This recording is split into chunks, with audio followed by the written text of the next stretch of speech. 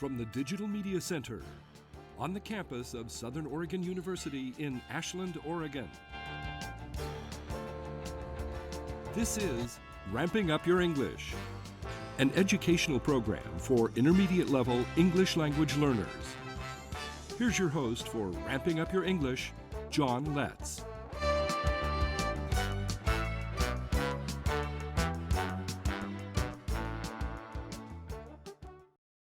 Welcome to Ramping Up Your English.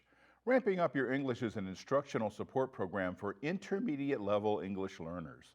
If you've already passed the beginning stages of learning English and you want to reach higher levels of English proficiency, this program is designed to meet your needs and get you to your goal. Ramping Up Your English is for English learners from all language backgrounds and for people of all ages. We take a content-based approach to helping you reach higher levels of English proficiency. Our current thematic unit is Native Americans. This is segment 1 of episode 92. In a recent episode, we demonstrated how to use the past perfect progressive verb tense to relate past events, actions, and situations. Much earlier, we learned how to use the past perfect to relate those past events. So, what's the difference between these two verb tenses? And when would you use one instead of the other? Those are the questions we aim to answer in this episode of Ramping Up Your English. Let's begin with some basic facts from the videos we featured until now. Then we'll look at how these events relate to each other by verb tense and note the difference. So going back in time to at least 14,000 years ago, people from Asia crossed the land bridge across the Bering Sea into North America. Early Americans hunted megafauna in those Ice Age days, and until the megafauna was no longer here. That's how long they did that. Now, those early Americans were the first to settle in areas that opened up as ice sheets melted. They truly discovered North and South America. So some of those early Americans built cities and trade networks. Some became farmers and lived in high-density cities. Some of those cities supported large populations, but were later abandoned. Now, we'll use these facts one at a time and relate them in the two verb tenses we're comparing. That way, we'll see the contrast in the message they convey. As we'll see, sometimes that difference can be pretty subtle. So crossing the land bridge only happened before that land bridge was flooded by rising seas. So first, let's see how that action and situation is communicated with the past perfect verb tense. People from Asia had crossed the land bridge before the bridge was flooded. This employs the past perfect tense in its most obvious use to relate a past event in relation to another past event. Now let's see the past perfect progressive. People from Asia had been crossing the land bridge before the bridge was flooded. In the first example, it's implied that the crossing happened once. They had crossed. In the second example, it's implied that the crossing the bridge was an ongoing activity that stopped with the flooding of the bridge. Can you note the difference? As I said, it's subtle. Since it's believed that the crossing happened in waves, an ongoing process, using the past perfect progressive verb tense is a better choice for getting that concept across. The past perfect is not wrong, it just doesn't imply the ongoing nature of the action. Now let's look at the hunting practices way back then and how they changed. Using the past perfect tense, early Americans had hunted megafauna before those animals disappeared. Now let's use the past perfect progressive tense. Early Americans had been hunting megafauna before those animals disappeared. The past perfect clearly relates that the animals were hunted before their extinction. In using the past perfect progressive, we would need to add something to the sentence. If we said they had been hunting megafauna for many years before those animals disappeared, we emphasize the length of the ongoing action. Which to use? It just depends on where you want the emphasis. Early Americans settled new areas as that opened up when the ice sheets melted. Let's again start with the past perfect. Early Americans had settled new areas when they opened up. Now for the past perfect progressive. Early Americans had been settling new areas as they opened up. Using the past perfect, we see that the settling activity stopped once the opening up of the new areas stopped. Using the past perfect progressive says the same thing, only the end of the settling seems to be a bit more final. Now this is a very subtle difference. Both tenses are correct. Again, it depends on your emphasis. Now some of those early Americans built cities. Let's start with the past perfect verb tense. Some early Americans had built cities. Now for the past perfect progressive. Some early Americans had been building cities. Using the past perfect, it's clearly communicated that they built the cities and then stopped building the cities. With the past perfect progressive, it's related that there was an ongoing activity of building cities and that activity stopped, although it implies that the building of the cities stopped abruptly. Using this tense almost begs the question of what made them stop? The thought has an incomplete feel about it. This tense can also show contrast. Some early Americans had been building cities while others continued living in small groups. This takes advantage of the progressive aspect of the past perfect progressive tense. Some became farmers and lived in high-density cities. Using the past perfect tense, they had become farmers and had lived in high-density cities. Now for the past perfect progressive, they had been becoming farmers and had been living in high-density cities. With the past perfect, both parts of the sentence work fine to show what happened in the past. With the past perfect progressive, the first part of the sentence is extremely awkward and really makes no sense. It's not the right verb tense for this thought. Don't say that people had been becoming farmers. Don't do it. You could fix it by saying that people had been farming. The second part, had been living in high-density cities, makes perfect sense. In fact, it more clearly shows that the high-density living was ongoing, but definitely had an end. Now, some of those cities supported large populations. Using the past perfect, we would say some of those cities had supported large populations. Using the past perfect progressive, some of those cities had been supporting large populations. In both cases, we see the high populations were supported and then they weren't. The past perfect seems to state this completely. The past perfect progressive, had been supporting, almost demands more information as why the population stopped being supported. What happened is the thought you're left with. As your English proficiency reaches higher levels, you start to use language in more subtle ways. Now, this allows you to communicate more nuanced messages, which is especially important in the area of social studies. There's very little simplicity in looking at what humans do. Social studies is a subject filled with complexity.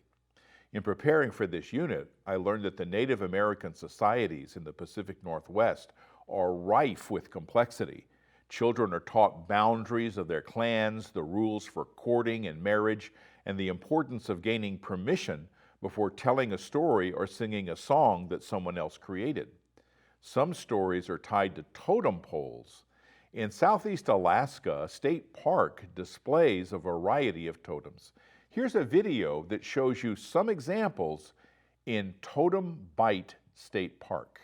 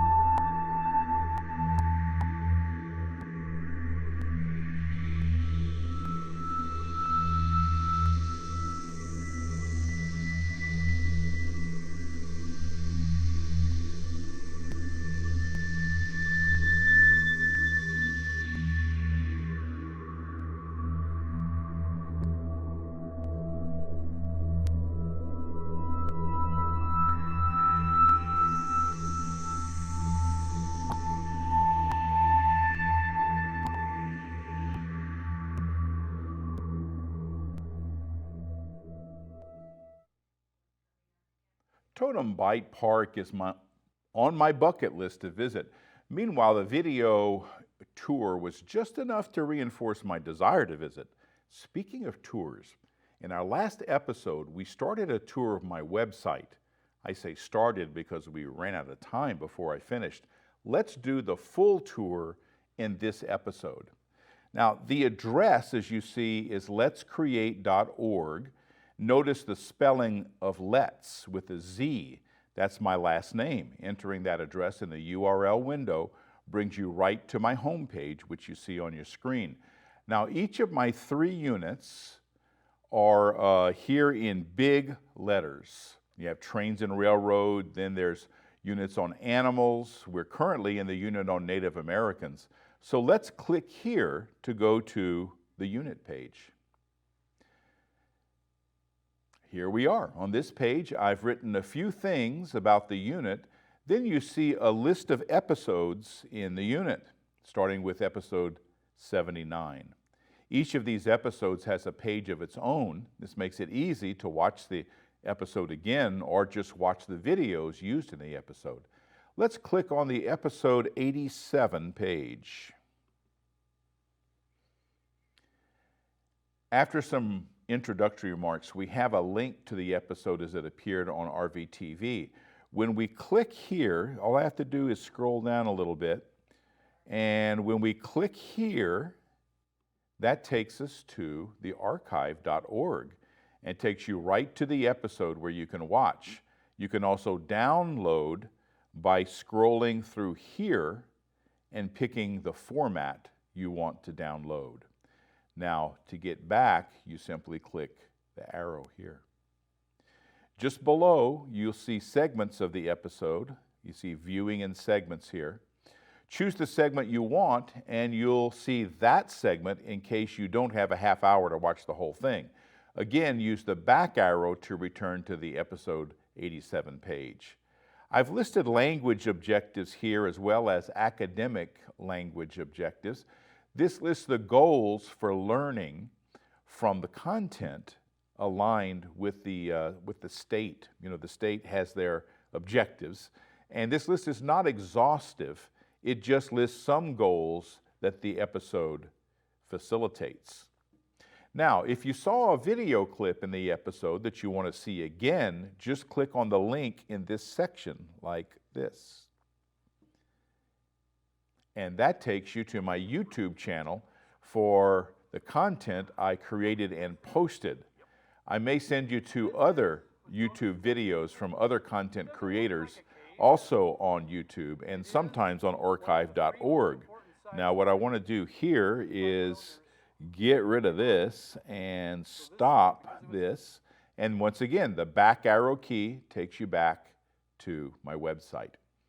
Now, if I've reviewed books on an episode, I include those. You see where it says resources. There's some things I say up there, and the ISBN, so you can find the book. I often extend the review from what you see on TV. Some episodes include related links to other videos or websites.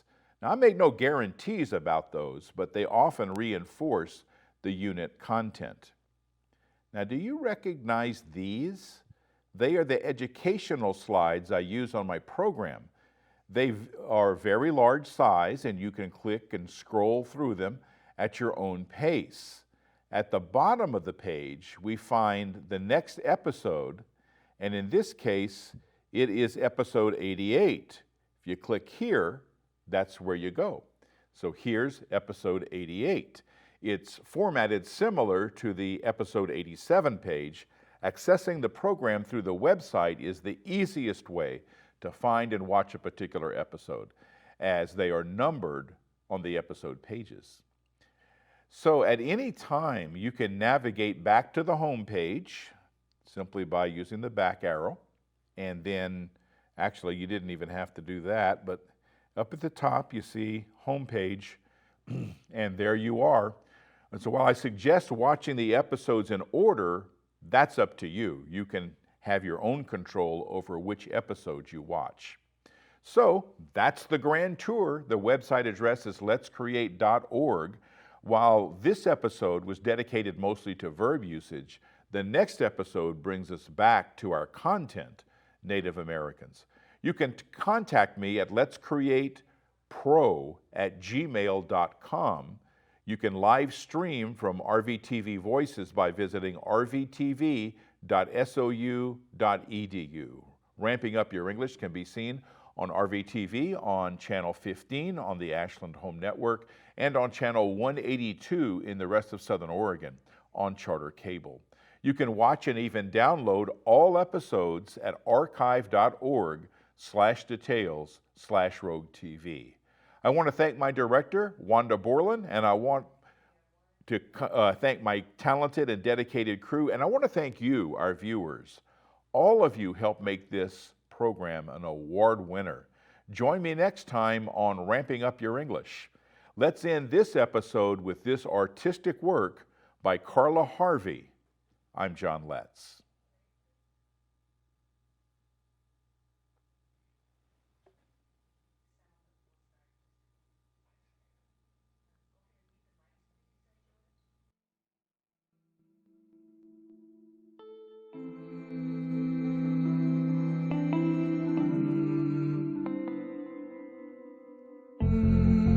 Humankind has not woven the web of life. We are but one thread within it. Whatever we do to the web, we do to ourselves. All things are bound together.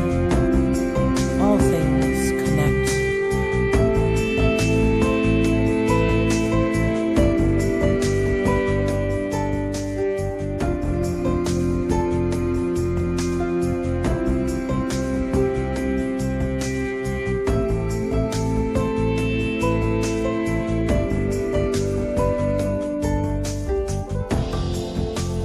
Capable of many good things in this world, but all of our time is wasted. Wasted on hatred, but there's no one to blame, 'cause we refuse to see that we are the same. We are the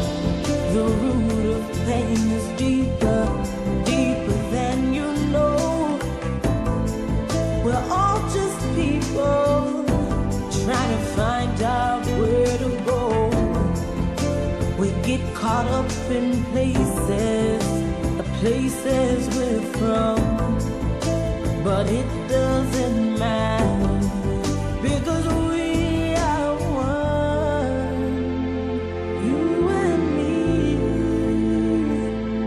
we are one, we are one, you and me.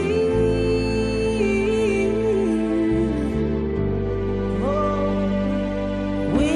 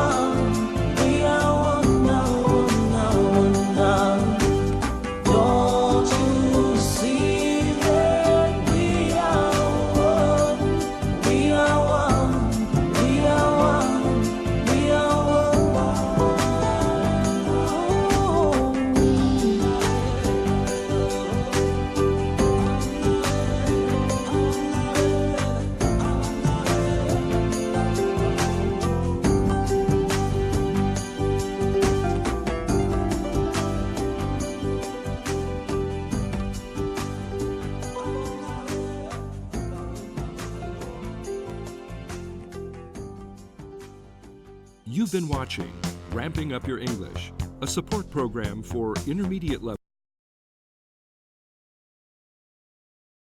You've been watching Ramping Up Your English, a support program for intermediate level English language learners.